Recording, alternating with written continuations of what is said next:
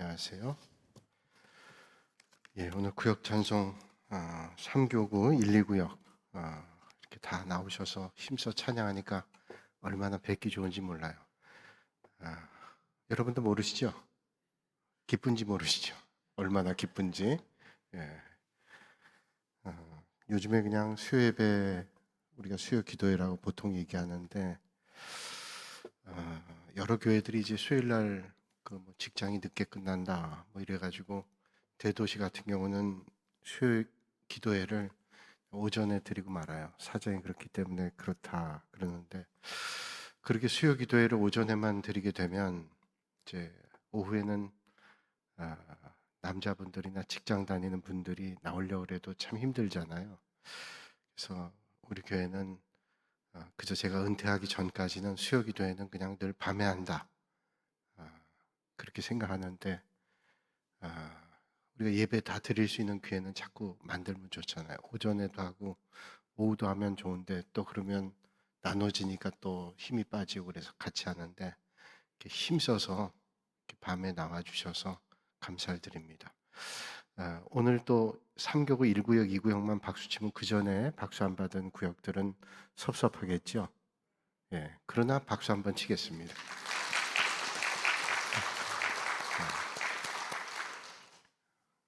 왜 박수 쳤을까요? 오늘 많이 나와서. 많이 나와서뿐 아니라 힘써 나와서 고맙다 하는 그런 마음이 듭니다. 이 밤에 또 여러분들이 이렇게 나와서 힘써 나와서 예배 드리시고 또 하는 게 얼마나 감사한지 말로 다 할 수 없습니다. 하나님께서 얼마나 기뻐하시겠어요. 다 사정과 여건도 있는데 이렇게 나와서 하나님 앞에 예배 드리는 걸 가장 기뻐하실 거다. 저도 기쁜데 하나님은 얼마나 기뻐하시겠어요. 예배 드리는 거. 그래서 우리가 이제 열심히 하나님 앞에 예배 드리는 거 기뻐하시라 그렇게 생각합니다. 어떤 분이 눈이 잘 보이지 않아요. 그래서 늘 답답했습니다. 근데 그때까지도 사실은 뭐 때문에 답답한지 잘 몰랐어요. 늘 눈이 뿌연 것 같고 그냥 그런가 보다 했는데, 보니까 안경을 끼고 있었는데 안경 렌즈가 도수가 안 맞게 된 겁니다. 시력이 달라지게 된 거죠. 그래서 안경점에 가서 검안을 하고 보니까 안경이 시력이 급격히 나빠진 거예요. 그래서 안경사가 한번 검사 한번 해보시죠. 검사를 했는데 거기서 제시해준 안경을 껴보니까 얼마나 밝은지요. 환하게 보이는 겁니다. 그래서 안경을 바꿔 끼고 난 다음에 그런 말을 하죠. 야, 세상이 이렇게 밝은 줄을 몰랐다. 우리가 안경점에 가서 새 안경 렌즈만 바꿔도 야, 참 맑게 보인다, 그런 생각할 때가 있어요. 하다못해 끼고 있던 안경 렌즈를 닦기만 해도 밝게 보일 때가 있습니다. 그래서 샤워할 때 안경을 한 번씩 닦는 게 참 좋죠. 그럼 훨씬 더 깨끗하게 보이게 되는 거죠. 율법은 도수에 안 맞는 안경과 같아요. 흐릿한 안경과 같습니다. 율법이라고 하는 것이 복음의 빛을 통해서 우리는 가장 명료하게 볼 수 있습니다. 그러니까 율법의 눈으로 볼 때는 아직도 흐릿하지만 복음의 빛을 통해서 볼 때는 명료하게 볼 수 있다라고 하는 거예요. 고린도서 3장 말씀은 이제 앞에 그리스도의 편지라고 하는 얘기를 하면서 율법과 복음에 대한 말씀을 하고 계시고, 그 율법과 복음에 대한 말씀을 오늘 말씀의 연장선상에서 말씀해 주고 있습니다. 그러니까 12절까지 3장 1절에서 12절까지는 율법과 복음을 비교하죠. 율법은 어떤 것이고 복음이 어떤 것이다 라고 비교한 바울은 이제 모세가 썼던 수건을 벗어야 된다, 이렇게 얘기를 하는 거예요. 율법과 복음에 대한 말씀을 하다가 모세가 썼던 수건을 벗어라, 이렇게 얘기를 하죠. 율법이 아니라 복음으로 영광된 그리스도인 되어야 된다, 이렇게 말씀해요. 오늘 말씀을 그냥 결론적으로 한번 말씀드린다면, 율법과 복음에 대한 말씀을 해주시고 율법으로는 우리가 구원에 이를 수 없어요. 율법은 우리가 죄가 뭔지, 잘못된 게 뭔지를 알 수 있는 것은 되지만 율법 가지고는 구원받을 수 있는 사람이 아무도 없습니다. 오직 우리가 구원받을 수 있는 길은 복음밖에 없다는 거예요. 그 복음에 대한 말씀을 강조하기 위해서 수건을 두르고 있는, 머리에 수건 두르고 있는 그 율법 가지고는 희미하고 명료하게 알 수 없다. 그걸 벗고 복음의 빛을 비춰볼 때 명료한 복음의 빛으로 우리는 구원의 자리에 있을 수 있다 하는 것을 말씀해 주시면서 믿음의 단계에 대해서 또한 말씀해요. 우리 처음 예수 믿으면 구원받는다 그러죠. 구원받는 것을 우리는 어떻게 구원받아요? 내가 뭘 했기 때문에 구원받는 게 아니라 하나님의 은혜로 구원받잖아요. 그래서 바울은 말씀하기를 우리가 구원받는 것은 믿음으로 구원받는다. 그렇게 얘기를 합니다. 믿음으로 구원받는 게 뭐예요? 이신칭의, 한자로 그렇게 얘기하죠. 믿음으로 구원받는다. 믿음으로 의로워진다. 우리가 의로운 존재가 아니지만 예수 그리스도를 믿음으로 우리는 의로워지게 된 거예요. 그래서 우리가 주님 앞에 나와 예배 드릴 수 있게 된 것은 하나님의 은혜로 구원받게 된 존재로 이제 주님 앞에 나와 예배 드린 거죠. 그래서 믿음으로 구원받게 된 우리들이 날마다 믿음의 삶을 살아가는 과정을 우리는 성화라고 얘기합니다. 성화. 날마다 우리는 성화되는 과정을 가고 있는 거예요. 어떤 때는 우리가 어제보다 조금 더 성화된 믿음의 삶을 사는 것 같다가도 또 어떤 때 어려움을 만나면 믿음이 좀 미끄러지기도 하고 또 다시 올라갔다가 미끄러지기도 하고, 그런데 그래도 날마다 우리는 성화되는 과정을 겪는 거죠. 하나님 앞에 예배드림으로 말씀 보고 기도하면서 조금씩 점진적으로 성화되고 있습니다. 근데 우리가 이 땅에서는 성화되는 과정일 거예요. 그런데 우리가 주님과 같이 되어질 때가 있습니다. 어떻게 우리가 주님과 같이 돼요? 주님과 같이 될 때는 우리가 이제 하나님 나라에 가면 주님같이 된다. 그것을 영화라고 얘기하죠. 그러니까 우리가 주님 만날 때는 우리가 존재가 달라져요. 영화된 존재로 살아가게 돼요. 그래서 믿음의 단계를 얘기한다면 처음에는 믿음으로 구원받아요. 의로워졌어요. 칭의됐고, 이제 오늘 믿음에 경주한 사람들은 이제 구원받은 사람으로 구원받은 사람답게 사는 성화의 과정을 거쳐가고, 그리고 난 다음에 이제 우리가 죽고 하나님 나라에 가면 영화된 존재로 살아가게 될 것이다 라고 하는 겁니다. 그런 소망이 있다는 거예요. 그래서 오늘 이렇게 말씀하고 있습니다. 본문 12절과 13절에 이런 소망이 있어요. 어떤 소망? 우리가 이 같은 소망이 있으므로 담대히 말하노니 우리는 모세가 이스라엘 자손들에게 장차 없어질 것의 결국을 주목하지 못하게 하려고 수건을 그 얼굴에 쓴 것 같이 아니하노라 말씀하고 있습니다. 율법은 그러니까 모세가 잠시 그 얼굴의 광채가 빛나서 다 눈부셔 하니까 일시적으로 쓴 수건과 같다는 거예요. 주님께서 임할 때에는 수건 벗겨집니다. 그리고 영화로운 존재로 바뀌어지게 되는데, 그러면 오늘 갑자기 모세 수건 벗는다는 말씀이 왜 나올까요? 출애굽기 말씀과 연관되어 있습니다. 출애굽기 34장 29절에서 35절까지의 말씀이 연관되어 있는데, 그 말씀이 어떤 말씀인가 하니 이런 말씀이죠. 모세가 시내산에서, 우리가 알고 있는 대로 이스라엘 백성들이 출애굽하고 이제 시내산에서 모세가 십계명을 받기 위해서 시내산에 올라가죠. 그때 아론을 부추겨서 이스라엘 백성들이 금송아지 만들었던 그때죠. 그때 시내산에 십계명 받으러 갔을 때 그 받아가지고 내려올 때 그 얼굴이 얼마나 빛이 났는지, 주님 만나고 온 그 모세 얼굴에 광채가 심하게 나서 백성들이 그 얼굴을 볼 수가 없었습니다. 처음에 모세는 몰랐어요. 그런데 사람들이 너무 그 빛에 힘겨워하는 거예요. 그래서 수건을 덮었습니다. 잠시 수건 덮은 거죠. 그 말씀이 이제 출애굽기 34장 29절에 35절까지 말씀하고 있는데, 앞에 제가 스크린에 올라오면 제가 읽어드릴게요. 한번 눈으로 여러분들은 따라 읽으세요. 자, 모세 수건 뒤집어 쓴 게 이런 유래죠. 모세가 그 증거의 두 판을 모세 손에 들고 시내산에서 내려오니 그 산에서 내려올 때에 모세는 자기가 여호와와 말하였으므로 말미암아 얼굴 피부에 광채가 나나 깨닫지 못하였더라. 아론과 온 이스라엘 자손이 모세를 볼 때 모세 얼굴 피부에 광채가 남을 보고 그에게 가까이 하기를 두려워하더니 모세가 그들을 부르매 아론과 회중의 모든 어른이 모세에게로 오고 모세가 그들과 말하니 그 후에야 온 이스라엘 자손이 가까이 오는지라.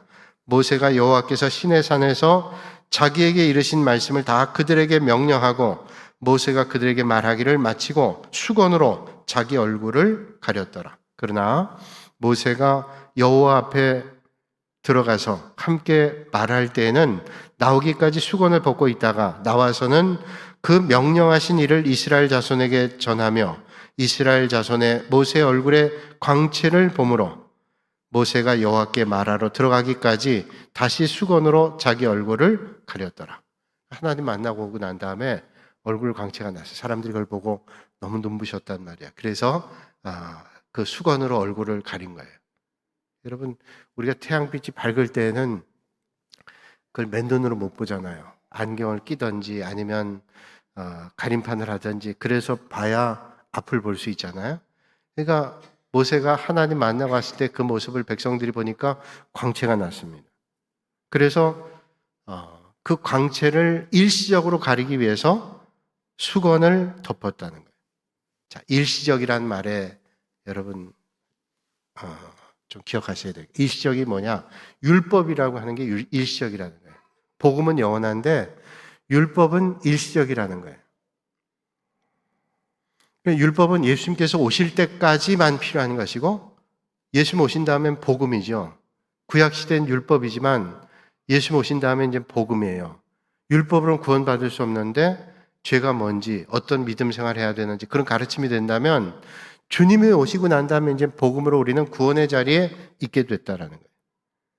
그래서 율법은 주님께로 인도하는 옛날 개혁판 성경에는 몽학 선생이다 이렇게 말씀해요.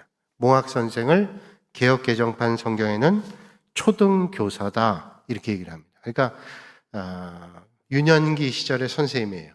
그러니까 가장 기본적인 걸 가르치는 거 이게 유년 시절 선생님이죠. 유치원 선생님일 수도 있고 또 초등학교 저학년 선생님일 수 있어요. 초등교사들. 그래서 길을 건널 때는 손을 들고 건너야 된다. 또 차가 오는 걸 잘 보고 길을 건너야 된다. 그리고 교통질서 어떻게 지켜야 된다. 아주 기본적인 것들, 그런 것들 가르치는 게 어린 저학년 때 선생님들 가르치는 거잖아요. 그래서 갈라디아서 3장 23절, 24절에 이렇게 말씀합니다. 그 몽학 선생, 초등교사에 대한 말씀을 이렇게 말씀해 주고 있어요. 믿음이 오기 전에 우리는 율법 아래 매인바 되고 계시될 믿음의 때까지 갇혔느니라. 자, 믿음이 오기 전에 뭐예요? 우리는 율법 아래 매인바 되고 계시될 믿음의 때까지 갇혔느니라. 이같이 율법이 우리를 그리스도께로 인도하는 초등교사가 되어 우리로 하여금 믿음으로 말미암아 의롭다함을 얻게 하려 함이라. 율법이 우리를 그리스도께로 인도하는 초등교사가 돼서 우리로 하여금 믿음으로 인도함을 말미암아 의롭다함을 얻었다. 그러니까 이 율법은 초등교사. 그래서 우리에게 어떤 길을 가리키는데 결국 우리가 의롭다함을 얻는 건 뭐예요? 믿음이에요. 믿음. 복음으로만 우리가 의롭다함을 얻는 거죠. 그걸 가르치는 길 안내가 된다라고 하는 겁니다. 그래서 바울은 이제 여기서 말씀하고자 하는 건 뭐냐면 율법이 아니라 복음으로 내가 이 같은 소망을 가지고 있기 때문에 더 이상 율법에 얽매일 필요가 없다는 거예요. 더 이상 율법에 얽매일 필요가 없고 이런 소망을 가지고 나는 믿음의 길을 걷고 있다라고 하는 것을 말씀해 주는 거죠. 여러분 비행기를 타보셨을 텐데 비행기를 타면요. 비행기 탄 때 비가 올 때도 있어요. 아주 먹구름이 있고 비가 많이 오고 이럴 때 있는데 비행기를 타고 한참 하늘로 올라가면요. 그 구름 지점을 통과해서 올라가면 청명합니다. 날이. 그러니까 구름 아래에는 어떤 때는 날씨가 좋을 때도 있고 흐릴 때도 있는데 구름 위를 뚫고 올라가면 날씨가 청명해요. 우린 다 경험해 보죠. 그 구름 위에 찬란한 태양빛이 비치고 있기 때문이죠. 땅에서 볼 때는 비가 온다 그러고 우중충하고 날씨가 안 좋다고 그렇게 얘기하지만 올라가고 나면 다르게 보여요.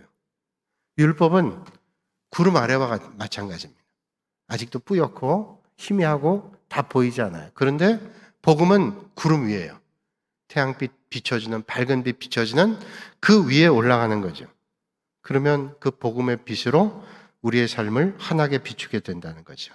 그래서 모세가 썼던 일시적인 수건을 벗어버리듯이 복음 안에서 우리가 영광된 영원한 나라를 소망하면서 믿음의 길 걷는 거예요. 여러분, 오늘 우리는 율법 아래의 삶이 아니라 복음의 빛 아래서 영원한 영광을 바라보는 그런 믿음의 길을 걸으실 수 있기를 주님의 이름으로 축원합니다.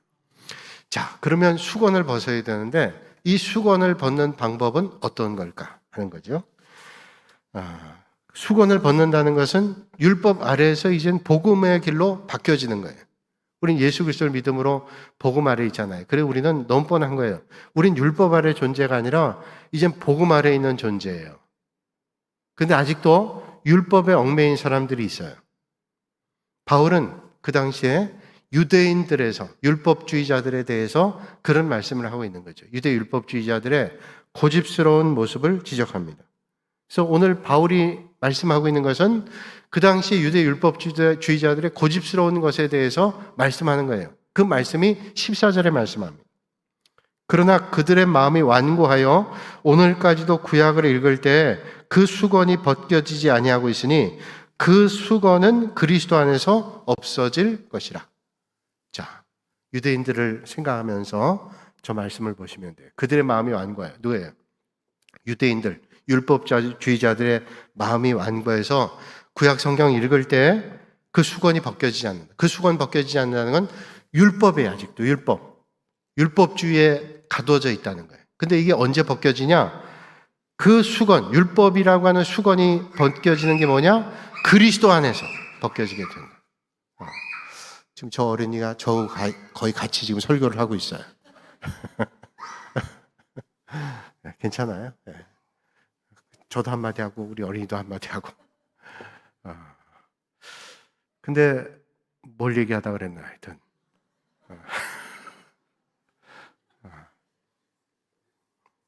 그러니까 유대인들은 말이죠. 율법의 그 굴레 안에서 아직도 고집스럽게 그 율법을 붙잡고 있는데 그건 아니라는 거예요. 그리스도 안에서 새로워져야 된다는 거예요. 오직 구원은 그리스도 안에 있기 때문에 그리로 가야 된다고 바울이 말씀하고 있는 거예요. 유대인의 율법에 대한 고집이 복음에 대한 완고한 마음이 돼서 율법의 수건을 벗지 못하게 한다. 이 율법의 수건을 벗어버려야 그리스도의 비단에 복음 안으로 오게 되게 되는데, 그래서 오늘 15절에 말씀합니다. 오늘까지 모세의 글을 읽을 때에 수건이 그 마음을 덮었도다.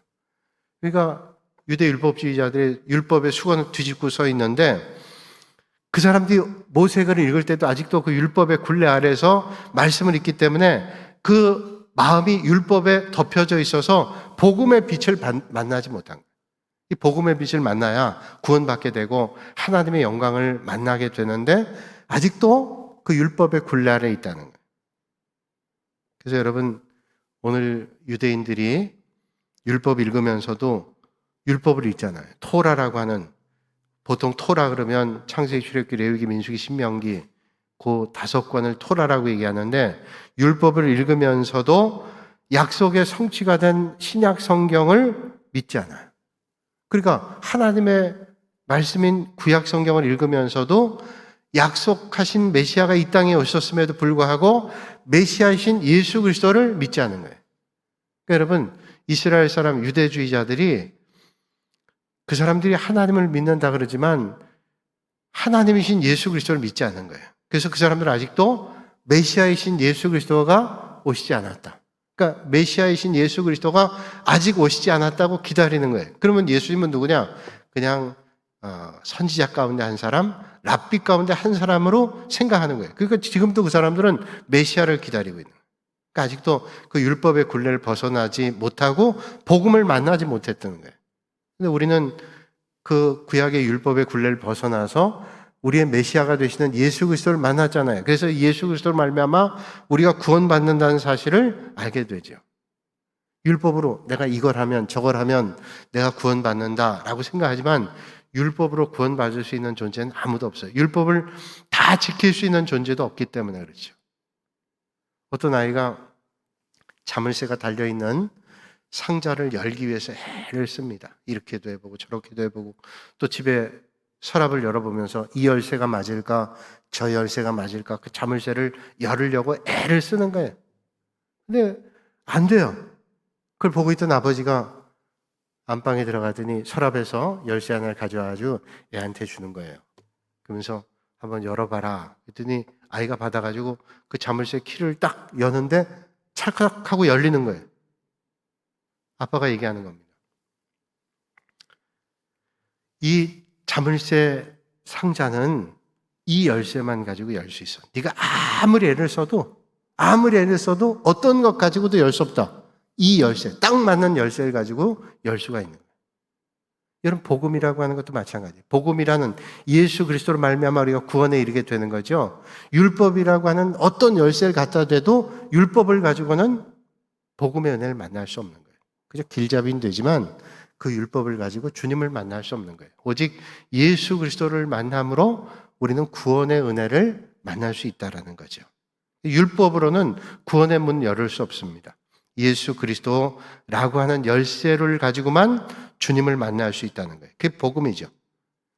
그래서 우리가 주님으로만 우리가 구원받을 수 있어요. 아직도 그러니까 유대인들은 계속 그 율법을 붙잡고 있는데 그 수건을 벗어야 돼요. 율법의 수건을 벗지 않으면, 그리고 복음이신 주님을 만나지 않고는 구원받을 수 없어요. 그래서 어떤 분들이 얘기하기를 세상 땅끝까지 복음 전할 때 주님이 오시는데 그 세상 땅끝이 유대 율법주의자들이 있는 곳 아니냐. 그 사람들 아직도 주님을 복음으로 받아들이지 않기 때문에 그들이 마음을 열고 주님을 만날 때 모든 사람들이 구원받게 될 거다라고 얘기하는 거예요. 땅끝이 거기가 아니겠는가. 그게 상당히 타당성이 있겠다. 그런 생각도 해봐요. 복음이 거기서부터 나왔는데 결국 다시 복음이 거기로 들어가서 예수님을 만나야 되지 않겠는가. 자, 그래서 오늘 16절에 말씀합니다. 그러나 언제든지 주께로 돌아가면 그 수건이 벗겨지리라. 자, 주께로 돌아가면 수건이 벗겨진대요. 복음을 받아들이면 율법의 수건이 벗겨지게 된다는 거예요. 오늘 우리가 예수 그리스도를 만남으로 더 이상 율법으로 우리가 구원받지 않는다는 걸 생각해요. 여러분, 우리가 율법으로 구원받지 않아요. 내가 뭘 했기 때문에 절대라는 예수 그리스도를 믿음으로 그 구원의 은혜를 우리가 받게 된 거죠. 그러니까 예수님께로 돌아가면 복음을 받아들이면 수건을 벗게 되는 거예요. 율법이 더 이상 필요하지 않죠. 그리고 율법의 구속이 아니라 복음 안에서 진정한 자유를 누리게 된다. 복음의 자유를 누리게 돼요. 그래서 17절에 말씀합니다. 주는 영이시니 주의 영이 계신 곳에는 자유가 있느니라. 복음으로 인한 성령의 임재하시던 그곳에 자유가 있다. 그러므로 누구든지 예수님께 나가면 복음으로 율법의 수건이 벗겨지게 되는 겁니다. 또 우리는 예수님 안에서 율법으로 가려졌던 것이 복음으로 벗겨지게 되고 예수님을 주님으로 고백하고 구원을 얻게 되는 것이죠. 무더운 여름에 문을 다 닫고 있으면 얼마나 답답한지 몰라요. 근데 문 다 닫고 있으면 숨이 막힐 듯이 막 뜨겁죠.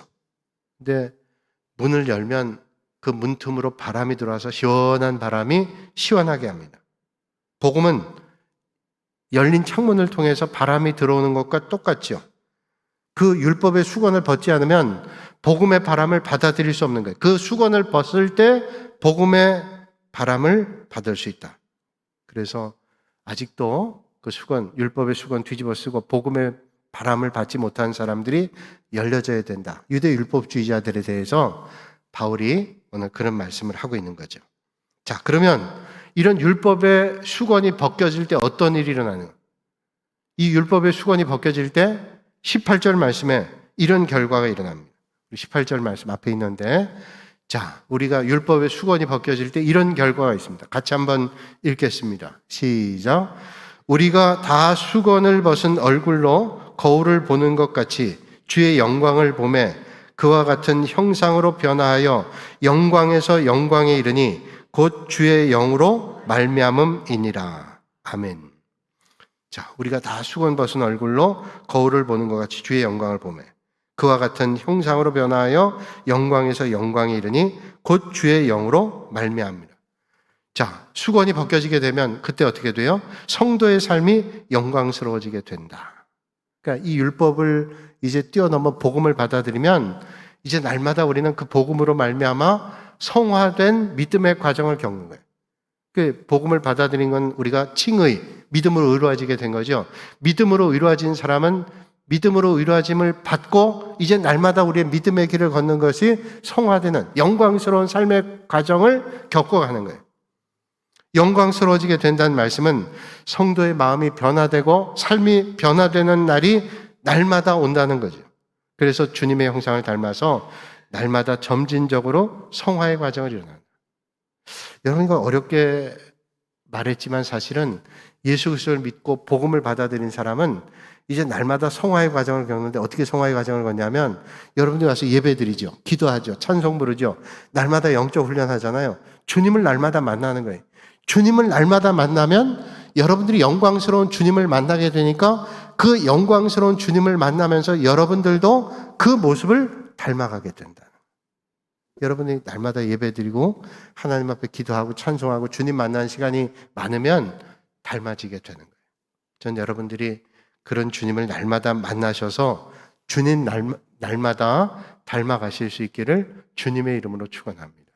우리가 자주 만나면 닮아지게 되는 거예요. 자주 만나면 닮아져요. 여러분, 화가들이 자화상을 그리잖아요. 자화상. 화가들이 자화상 그리는데 제가 자화상들 보면 그 자화상들이 자기 모습하고, 물론 자기 모습을 거울로 보고 그리겠죠. 그런데 이 자화상을 계속 그리다 보면요, 그 자화상의 모습처럼 자기의 모습이 또 달라지게 된대요. 그러니까 자기 모습을 그리고 자화상을 그리는데 그 자화상을 그리면서 자기의 모습이 자화상과 같이 또 된다는 거예요. 그러니까 자꾸 보면서 같아지게 된다는 거예요. 자꾸 보면서. 그러니까 여러분들이 어떤 걸 자주 보느냐가 닮아가게 되는 거예요. 날마다 자주 보는 게. 제가 태어난 게 서울에 그 용산구 남영동이에요. 용산구 남영동인데, 우리 권사님은 아실 것 같아요. 남영동. 예, 학교를 거기서 나오셨으니. 그 남영동인데 거기에 보면 미군 부대가 있어요. 미팔군. 미팔군이 있는데, 제가 거기서 태어났잖아요. 그러니까 저희 어머니가 미군들을 많이 봤을 거 아니에요. 저를 업고 다니면서, 뱃속에 있으면서. 제가 거기서 남영동 앞에 있는 그 산부인과 병원에서 태어났는데, 제가 태어날 때 얼굴이 좀 까무잡잡했대요. 눈치채시죠? 까무잡잡하니까 다 뭐냐 얘기하면, 엄마가, 저희 누나들 형이 얘기하는, 엄마가 너 뱃속에 있을 때 그 미군 가운데 특별히 그 검은 미군을 많이 봐가지고 그랬다고. 근데 그래서 어릴 때 그 얘기를 많이 들었어요. 그래서 그게 웃는 얘기지만 자꾸 뭘 보는 게 영향받잖아요. 그래서 아기 가진 엄마들은 좋은 거 생각하려고 그러고 좋은 거 자꾸 보려고 하잖아요. 그 영향을 받기 때문에. 자꾸 보면 그 영향을 받게 되는 거예요. 제가 그런 말씀 한번 드린 적이 있는데,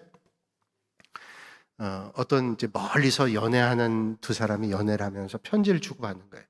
그래서 멀으니까 자주 못 만나고, 뭐 지금처럼 뭐 전화도 없을 그런 때니까 편지를 주고받을 때 편지를 주고받는데, 편지를 그렇게 오랫동안 주고받다가 1000통쯤 보냈을 때 드디어 결혼을 했대요. 오랜 편지로 펜팔처럼 편지하고 그러다가 만나진 자주 못하고, 그러면서 사랑이 싹트고 그래서 드디어 결혼을 했는데, 누구랑 결혼했냐? 우편 집배원하고 결혼. 옛날에 우편 집배원들이 편지 왔다고 전해주면 이 사람이 1000번을 왔다 갔다 한 거예요. 날마다 본 거예요, 이 사람. 그 참 우스운 얘기 같지만은, 그럼 웃자고 만든 얘기겠죠. 그런 얘기가 나온 거는. 근데 그 상당한 전 타당성이 있다고 생각해요. 자꾸 보는 거예요. 그러니까, 난 멀리 떨어져서 안 봐도 괜찮아. 사랑하니까. 그래도 가끔 봐야 될걸요? 집배원이 나타나기 전에. 여러분, 나는 절대로 믿음 생활, 교회 잘 안 나가도 믿음 생활 잘 할 수 있어. 예배 잘 안 들어도 난 믿음이 있어. 예. 그런데 조금 믿음이 식을걸요? 하나님 앞에 예배도 안 드리고 기도 생활도 안 하고 영적 생활 하지 않으면서 내 믿음이 옛날과 같을 거다. 내 믿음은 계속 있을 거야. 그건 착각이죠. 그건 오해예요. 그러니까 날마다 우리가 보고 닮아가게 되는 거예요. 자기를 보고 자기 모습이 닮아지는 것처럼 날마다 주님을 바라보면서 우리는 달라지게 되는 거예요. 그래서 매일 보면 우리는 닮아지게 된다. 그래서 매일 만나는 게 중요해요. 그러니까 여러분들이 예배드리고, 주일날 예배드리고, 또 새벽에도 예배드리고, 또 이렇게 수요기도에 나와 예배드리고 또 성경 공부도 하고 자꾸 그러면 나도 모르는 사이에 이슬비에 몸이 젖는 것처럼 영적 생각과 판단하고 그러면서 내 믿음이 깊어지게 되죠. 날마다 성화된 삶을 살아가요. 그렇다고 완벽하진 않죠. 그러나 날마다 그렇게 주님을 만나는 시간을 가지면 깊어지게 되는 거예요. 저는 부디 여러분들이 올 한 해 그런 은혜를 만나서 성령의 능력 충만해서 든든히 서가실 수 있기를 주님의 이름으로 축복합니다. 빌립보 3장 21절에 그래서 이렇게 말씀합니다. 그는 만물을 자기에게 복종하게 하실 수 있는 자의 역사로 우리의 낮은 몸을 자기 영광의 몸의 형체와 같이 변하게 하시리라. 그러니까 주님 만나면 이렇게 존재가 바뀌는 거예요. 날마다 주님 만나면 우리의 믿음이. 그래서 날마다 주님 만나는 시간이 많아지면 느껴져요. 영적으로도 내가 건강해지고 풍성해지는 은혜가 있는 걸 느껴져요. 예배 생활 더디하고요. 기도 생활 잘 안 하면서 내 영적 상태가 건강한 것 같다. 그런 생각 안 들어요. 예배 생활 하면서. 이거는 율법이 아니에요. 날마다 주님 만나는 시간이 많아지면 우리의 믿음이 성장해요. 그러니까 여러분 올 한 해 되도록 힘써서 주님 앞에 나와 예배드리고 기도하실 수 있기를 주님의 이름으로 축원합니다. 이 같은 복음은 믿는 자에게 생명과 영광된 삶의 변화와 영원한 소망을 가지게 해요. 어두운 방에 캄캄한 방에요. 촛불을 끄면 그 방이 금방 환해져요. 근데 아직도 어두운 빛이 있죠. 왜냐하면 그 어두운 캄캄한 방에 촛불을 켜면 촛불 정도의 빛이 있을 거예요. 그런데 그 어두운 방에 방문을 열면 밖에 있는 태양빛이 들어오면 얼마나 밝아지는지 몰라요. 율법은 촛불 킨 것과 마찬가지예요. 그런데 복음은 태양빛이 들어오는 거예요. 아주 선명하고 명료하게 보이게 되는 거죠. 바울이 이제 모세와 예수님을 말씀하면서 수건을 벗으라고 말씀해요. 모세 율법의 그 수건을 벗어야 예수님의 복음을 받아들여야 그의 구원이 영광스러운 자리로. 이제 처음에 예수 그리스도를 믿음으로 칭의의 단계에서 날마다 우리가 주님 만나는 성화의 과정을 겪어서 나중에 이제 완벽하게 주님 앞에 갈 때는 영광스러운 몸으로, 영화된 몸으로 우리가 바뀌어지는 과정이 있어요. 그래서 바울은 유대 율법주의자들에게 지금 얘기하는 거예요. 너희들이 수건 벗어야 된다. 율법의 수건을 벗어야 되고 그 율법의 수건을 벗고 복음의 빛 예수 그리스도를 받아들일 때 그럴 때 너희들이 날마다 성화된 삶을 살게 되고 그런 만남을 통해서 주님을 만나게 되고 나중에 하나님 나라에 가서는 영광스러운 존재가 될 거다. 영화될 거다. 이렇게 말씀하는 거예요. 그러니까 왜 이런 말씀할까요? 그 당시에 유대 율법주의자들이 예수 믿는 사람들도 율법을 지켜야 된다. 할례 받아야 된다. 이런 것들을 자꾸 주장하면서 복음의 핵심을 훼손하는 거예요. 그러니까 바울이 유대 율법주의자들에게 유대 율법의 그 수건, 모세가 썼던 그 수건을 벗고 이제는 예수 그리스도의 복음의 빛 안에 들어올 때 여러분들의 믿음이 날마다 성장하게 되고 나중에 주님 만날 때는 영화로운 존재가 될 거다고 말씀하는 겁니다. 그러니까 우리가 그걸 완전히 벗어버리지 않으면 복음을 받아들이지 않으면 그 두 개를 같이 껴서 뭘 하려고 그러면 올바른 복음이 될 수 없어요. 예전에 한번 텔레비전 보니까요. 노숙자가 나왔어요. 노숙자가 나왔는데 방송국에서 이 노숙자들의 삶을 좀 바꿔야 되겠다.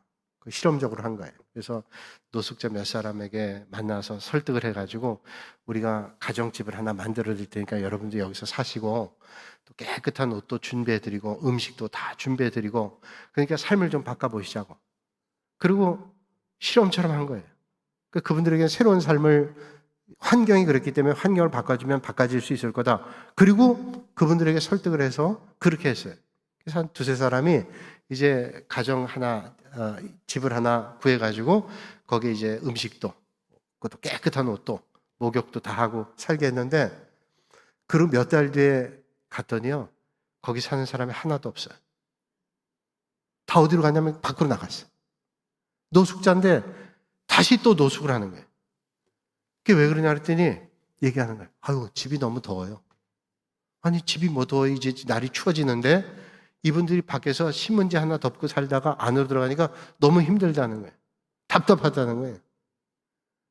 아, 그거 이해할 수 없잖아요. 그 편안한데 그래서 아무리 해도 이 사람들이 그 안에 너무 답답해서 살 수 없다는 거예요. 그래서 그 사람들에게 문제는 뭐냐면 이 사람들의 마음을 바꾸지 않고는 그게 행복한 게 아니겠구나. 그래서 심리치료를 먼저 했어요. 심리치료를 해가지고 그 사람들의 마음을 바꿔서 스스로가 이제 깨끗하게 된 몸도 관리하고 옷도 입고 그런 삶을 살아야 되겠다. 그럴 때 그들의 삶이 바꿔지게 된 거예요. 그때 노숙자들이 낡은 옷을, 더러운 옷을 벗어버리고 자기의 몸을 관리하고 그럴 때 그들의 삶에 의욕이 생기고 그 안에서 살아갈 수 있는 힘이 생기게 된 거예요. 그러니까 복음이라고 하는 것은 우리에게 새 옷을 입혀준 거예요. 옛날 옷을 끄집어 입을 필요가 없어요. 그런데 유대 율법주의자들은 율법이라는 걸 자꾸 끌어다 입는 거예요. 그러니까 우리가 복음을 만나고 주님 만났으니 유대 율법은 더 이상 필요가 없어요. 그런데 많은 유대 율법주의자들이 예수님을 만난 사람들에게 얘기하는 거예요. 또 율법적 배경을 가지고 있는 사람들이 예수를 만났다 그러면서도 그 율법을 끄집어내는 거예요. 그래서 할례를 받아야 되고 율법에 이걸 지켜야 되고 그러지 않으면 구원받지 못한다는 것을 터뜨리는 거예요. 그래서 바울이 복음으로만 충분하다. 옛날 옷은 싹 벗어버리고 새 옷을 입고 믿음의 길 걸어야 된다. 이렇게 말씀하고 있습니다. 자, 오늘 제가 복잡한 얘기 여러 가지 있지만 우리의 믿음의 단계는 구원받았어요. 이제 우리는 구원받은 사람으로서의 믿음 생활하는 거예요. 날마다 성화된 삶을 사는 것이고 이제 주님 앞에 갈 때 우리는 영화로운 존재가 될 거예요. 그게 뭘로 가능하냐? 율법으로는 절대로 안 돼요. 내가 뭘 했기 때문에 절대로 안 해요. 구원받은 예수 그리스도를 받아들임으로 우리는 그런 복음의 삶을 살아갈 수 있고 내가 복음을 받아들인 삶으로서의 날마다의 삶을 살아가면 성화되는 거예요. 그 성화되는 과정이 뭐예요? 주님 만나는 시간이 많아져야 되죠. 부디 여러분들이 주님 만나는 시간이 많아져서 어제보다 오늘 성화되시고 오늘보다 내일 더 주님을 기쁘시게 해드리는 그런 믿음의 자리에 있으시기를 주님의 이름으로 축원합니다. 이 시간 우리 찬송가 400 제가 기도하겠습니다. 거룩하신 아버지 하나님, 오늘도 이 시간 저희를 불러주시고 또 함께 예배 자리로 인도하시니 감사합니다. 우리가 예수 그리스도를 믿음으로 복음을 받아들임으로 구원받은 믿음의 길에 있는데 우리가 구원받은 사람답게 날마다 성화된 삶을 살고 주님 만나는 믿음의 자리에 있어 어제보다 오늘도 주님 만나는 축복의 자리 되게 하시고 나중에 주님 뵐 때 우리가 부활의 몸으로 영화된 삶을 살아갈 수 있는 저희들 모두가 되게 하여 주옵소서. 예수님의 이름으로 기도하옵나이다. 아멘. 찬송가